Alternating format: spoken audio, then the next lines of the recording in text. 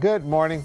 Today on Spotlight, why Grow Michigan and Detroit's First Independence Bank have teamed up to make a community investment which they believe will yield big benefits for our state. Grow Michigan CEO Patrick O'Keefe and Duron Sanders, managing member of SG Energy Solutions and a board member of the Black-owned bank, will join us. And later on our Sunday morning program, Almas Stalloworth III, the son of a Michigan political trailblazer, will reflect on the accomplishments of his late mother, Alma Stalloworth. It's Sunday, September the 13th. I'm Chuck Stokes, and this is Spotlight.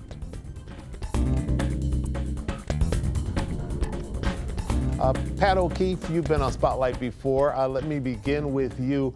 You have an interesting partnership, two well-respected organizations teaming up together. How is it that Grow Michigan and First Independence Bank, how did this all come together? Well, it was really a collaboration that had probably been in the works for some time, starting with Duron's introduction to me to the First Independence Bank Board and getting the opportunity to see all the good works that they're trying to do in the city of Detroit. And we started our second fund. And as we got into it, we saw an opportunity to really provide some additional outreach into minority ownership in businesses. And if you look at a lot of minority programs that are out there today with financial institutions, most of them revolve around real estate mortgages. And that is really not the key to wealth building in the minority community. And we thought, here we are at Grow Michigan, why don't we designate a good part of our fund to achieve that objective? And what better partner to have than one of the largest minority-owned banks in the United States that I have some familiarity with right here in the city of Detroit. And so I reached out to Duron with the concept of taking the Grow Michigan business model, which was really provide the capital that business owners didn't have to fulfill an opportunity to grow their businesses. Great. And very good. Duron Sanders, you're managing member of SG Companies, but you also sit on the board of First Independence Bank. This is a special year for First Independence, correct? Yes, it is, Chuck. And I have the pleasure of serving under our chairman, Kenneth Kelly, who's been serving as our chairman since 2017. The significance of this year marks our 50th year anniversary, which really, if you kind of go back in time, First Independence rose out of the ashes of the 1967 riots. And so it's interesting and kind of ironic that here we are with scenarios that are unfortunately quite similar to those that preceded First Independence organization back in 1970. And Pat and I are really excited about Grow Michigan and the combination of combining First Independence Bank with Grow Michigan and providing loans to businesses that need it. What does this mean, and either one of you can take this, in terms of community investment and why this is needed? Because people have talked a long time about trying to increase diversity among entrepreneurship, but a lot of times it just boils down to talk and not action. I get the impression this has some teeth in it. I'll take some words sort of verbatim from our chairman, and what he often refers to as episodic versus systematic solutions. And in a lot of instances, as you kind of pointed out, Chuck, you hear and have the fanfare associated with, oh, we're going to do this, or various pledges and things of that nature, that after you kind of look back a year or two after the fact, nothing really has been done. And so one of the things that attracted us to Pat O'Keefe and the Michigan Grow Fund was that Pat has always been about getting things done. And so that, combined with First Independence mission to actually affect change and actually do things as opposed to just talking about those things, was what we thought was really a match made in heaven. And so some of the systematic solutions that we've come up with include Grow Michigan's desire to not only provide money to African American and minority owned businesses, but also counsel. In a lot of instances, that's one of the missing pieces and key ingredients of allowing and assisting businesses to thrive and not just survive, but thrive. We need to take a quick little break. When we come back, Pat, I want you to talk about the expertise that Grow Michigan has shown for the last few years here. You've been successful under two different administrations, a Republican one and a Democratic one, and what that potentially means in terms of helping First Independence grow, but what it also means in terms of growing jobs in the state of Michigan. We'll be right back. Stay with us.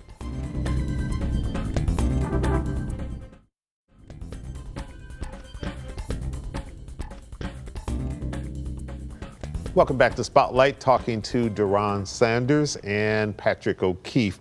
Pat, what is it that Grow Michigan can do in terms of using its leverage to help First Independence grow itself?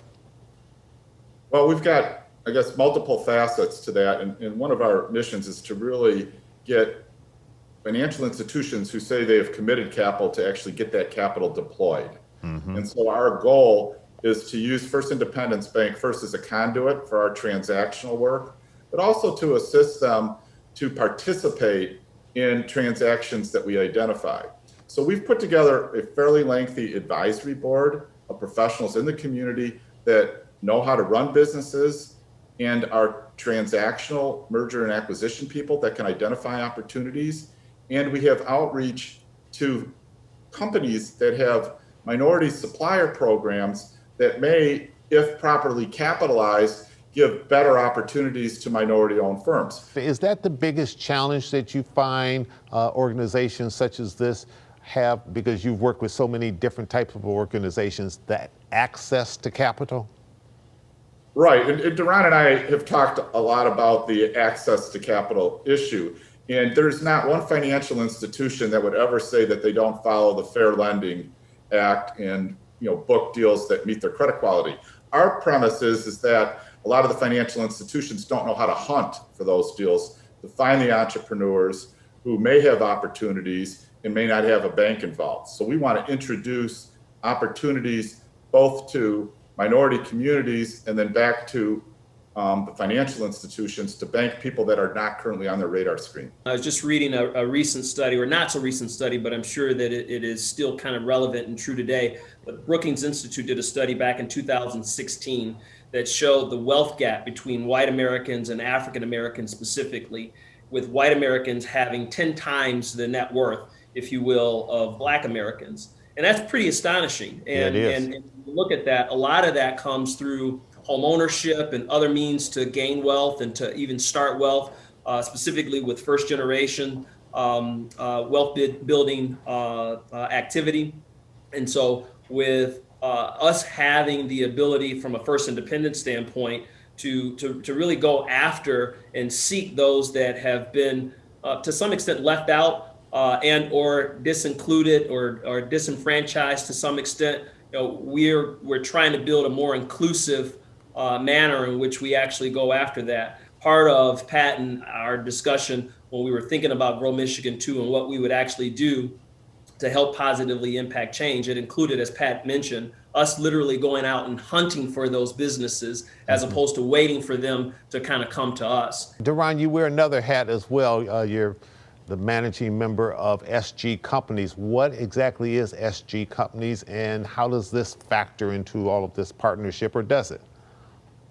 So indirectly, it does. It's part of kind of what I do on a day-to-day basis. SG Companies provides multifamily housing in southeastern Michigan. From single-family homes all the way up to multifamily communities. And then another aspect of our business includes the energy sector, where we provide field services, fleet management, and IT services to the utility space. And so as we, quite frankly, look to grow, it's access to capital and providing our perspective that actually I think is one of the things that we hopefully will lend to Grow Michigan 2, and for that matter, First Independence Bank, and the value that I've hoped to bring in providing my perspective as a business owner. Okay, we need to take another break. When we come back, Pat, I promise I'll give you a chance to talk about what this means in terms of big picture to the state of Michigan and increasing jobs in our state. We'll be right back.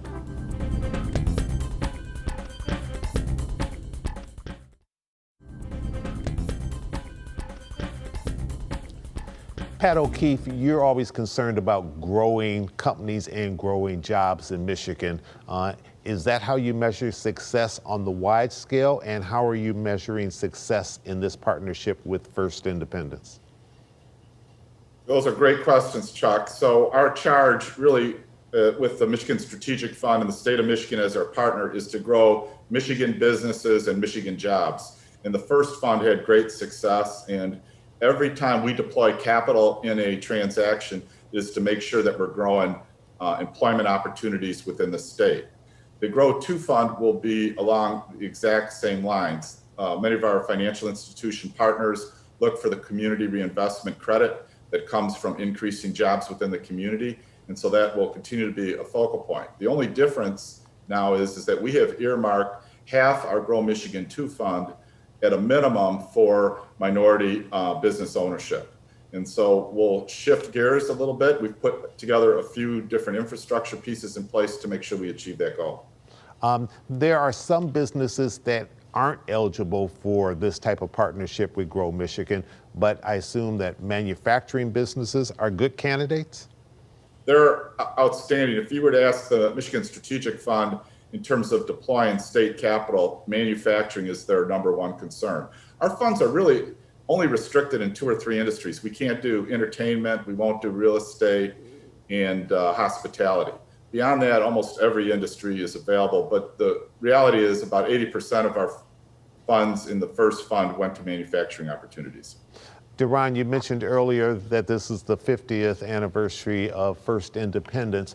As you look towards the future, what do you see and what kind of plans do you have to make it for hopefully another 50 years? Well, it's a great question, and kind of to look to the future, you got to kind of look to the past and even current state.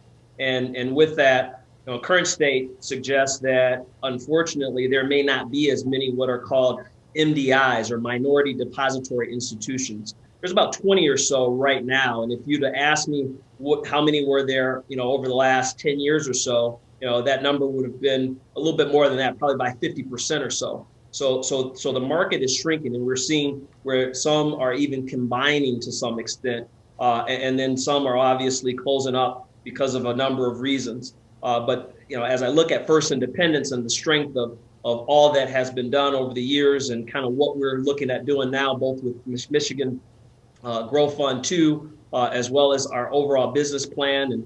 And you may have noted that Bank of America has made an announcement of $1 billion over 4 years that they're going to invest, with $300 million of that going into projects that include, advancement for racial equality. And First Independence was actually one of the beneficiaries of one of their initial investments as of last week or so. And so as we look to the future, there are a number of partnerships, including partnerships that we announced recently with Google, and increasing and enhancing our technology to provide our customers with the digital experience that Google assists with, and will be able to allow us to enhance our services. And then if you just think about the story of not only First Independence, but Detroit in general, and how gritty and just tenacious we've been, we expect that First Independence will continue down that trend and be here for the next 50 years to be able to include and make the American dream a reality for those that don't necessarily see it that way. Well, it's obvious that you've got a new, young, creative team there at First Independence, and you're partnering with Grow Michigan, which is smart within itself. Gentlemen, thank you so much for joining us today on Spotlight. We'd like to get you back in the not too distant future and bring us up to date on how all this is shaking out. Fair enough? Thank you for your time today, Thank you, Chuck. All right, sounds good. Thank you so much. And when we come back on Spotlight, we'll talk to Almas Stalloworth III. He'll be talking about a Michigan trailblazer that he knew very, very well. We'll be right back. Stay with us.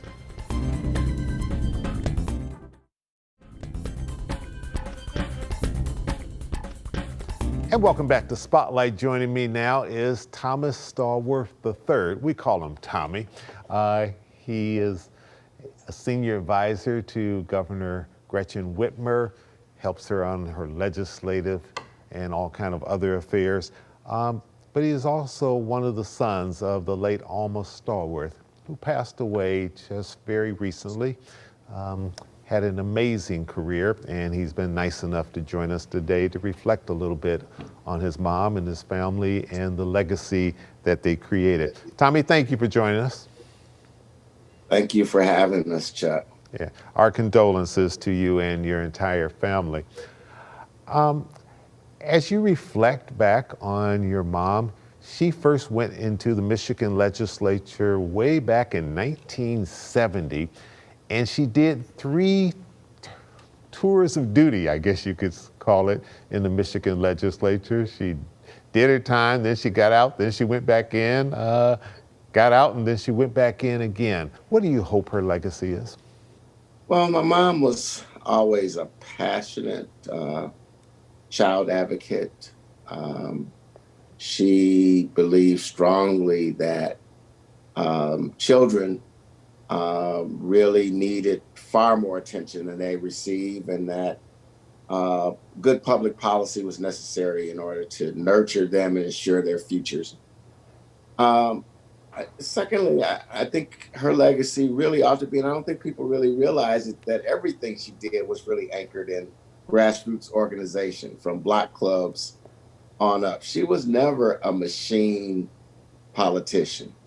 She was always a person who worked directly with the community and took their issues and addressed them through legislative processes. But most importantly, she was a collaborative legislator. She was somebody who could work across the aisle. While she was passionate, she was also civil and built strong relationships with Republicans and Democrats alike, which is actually what facilitated her ability to get major legislation done. And that's something that we don't see a whole lot of these days because it has become very, very partisan. And she was in the legislature during a time in which it was very normal for Democrats and Republicans to work closely together. You also served in the Michigan legislature, and so did your brother Keith. That's part of this legacy, and I imagine that's one of the examples that she set that made the two of you want to follow her into this public service realm. Absolutely. Absolutely. She was an inspiration to my brother and I. We both pursued public service.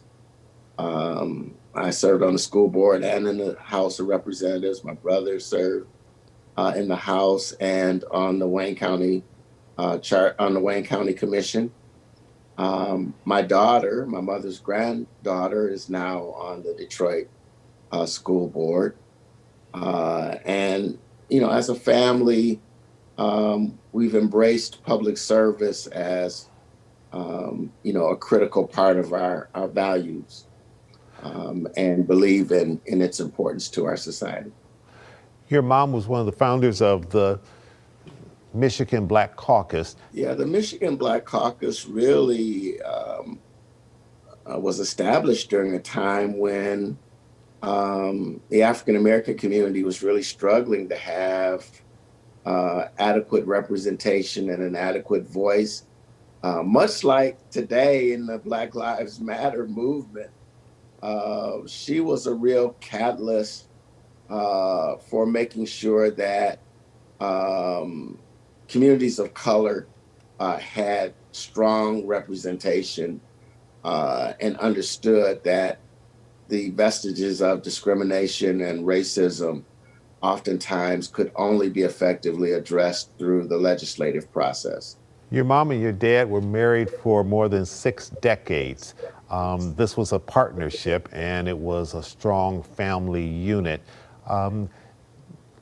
Talk to us a little bit about their relationship and what that relationship meant, not just to your family, but what kind of example it set for the African American community as a whole.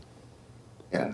Thank you for asking about my dad, who passed just a year ago, September 18th.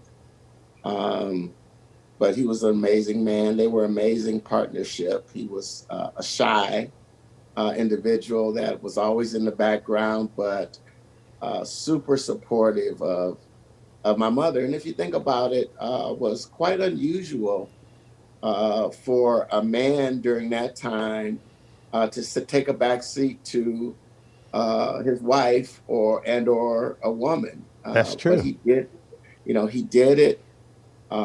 He never complained. Whatever she needed, he was there to provide it. Politics is a risky sport. Sometimes you win, sometimes you lose, and she lost a couple of races.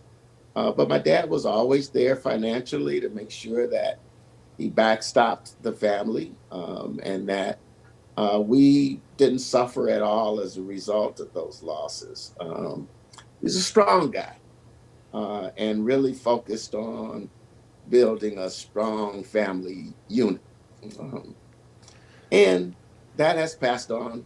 My brothers, my brother, our children. He really set the tone in terms of work ethic and responsibility. Quick final question. We're coming up on an election. I would imagine if there's one thing that your mother would be doing right now, if she were still with us, it would be working to get that vote out and talk about the importance of the vote, that this may be the most important election in recent American history. Yes, she would. Yes, she would. She would really be pushing hard to get the vote out.